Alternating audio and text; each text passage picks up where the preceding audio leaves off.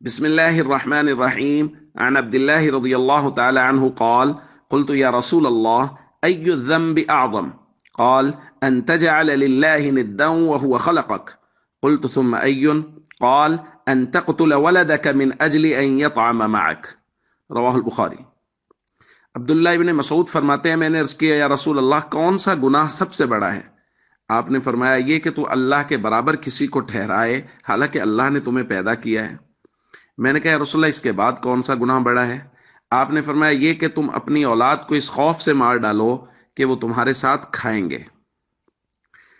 دوستو، ظاہر ہے کہ شرک تو سب سے بڑا گناہ ہے، اور اللہ کا شرک کے بارے میں تو یہ واضح ضابطہ ہے، ان اللہ لا یغفر ان یشرک بہ ویغفر ما دون ذلک لمن یشاء، کہ اللہ شرک کو معاف نہیں فرمائیں گے اور اس کے علاوہ جس گناہ کو چاہیں گے اپنی رحمت سے معاف فرما دیں گے۔ اور دوسری چیز جو یہاں ذکر کی گئی ہے وہ یہ ہے کہ اولاد کو قتل کر دو۔ دیکھیں، اس حدیث کا ایک مطلب یہ ہے کہ حمل ٹھہر گیا ہے اور اس کے بعد بچے کا ابورشن کروا دیا، صفائی کروا دی، بچے کو ضائع کروا دیا کہ جی پہلے ہی 3-4 بچے ہو گئے ہیں تو اب مزید بچے کیا پیدا کرنے ہیں۔ چونکہ کیمپین چل رہی ہے زیادہ بچوں کے بارے میں کہ جی زیادہ بچے نہیں ہونے چاہیے، کیوں جی کھائیں گے کہاں سے اگر بچے پیدا ہو جائیں گے؟ مائنڈ سیٹ بنایا جا رہا ہے مسلمانوں کا بھی۔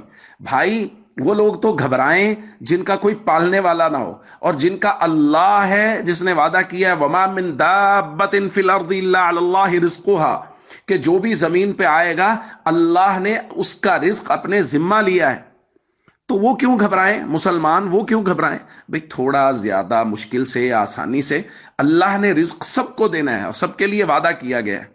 اس لیے یہ خوف ایک مسلمان کو نہیں ہونا چاہیے کہ جی کھائیں گے کہاں سے، بچے زیادہ ہوں گے تو کہاں سے کھائیں گے۔ شریعت میں یہ بات ناپسندیدہ ہے کہ کوئی آدمی کہے بس ٹھیک ہے جی 2-3 بچے ہو گئے کافی۔ شریعت میں مطلوب اور مقصود اور بلکہ کہا یہ گیا ہے کہ بچے زیادہ ہونے چاہیے۔ اس لیے اور کسی حمل ٹھہرنے کے بعد بچے کو ضائع کروانا، اس کا ابورشن کروانا، یہ تو جائز نہیں ہے، حرام ہے، اس کو قتل کہا گیا ہے کہ یہ قتل ہے۔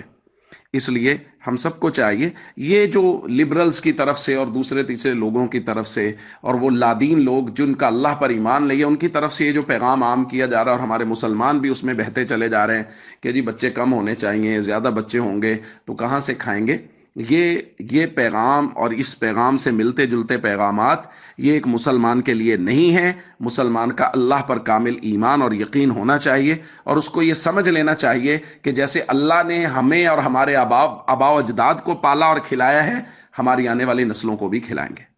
السلام علیکم ورحمۃ اللہ وبرکاتہ۔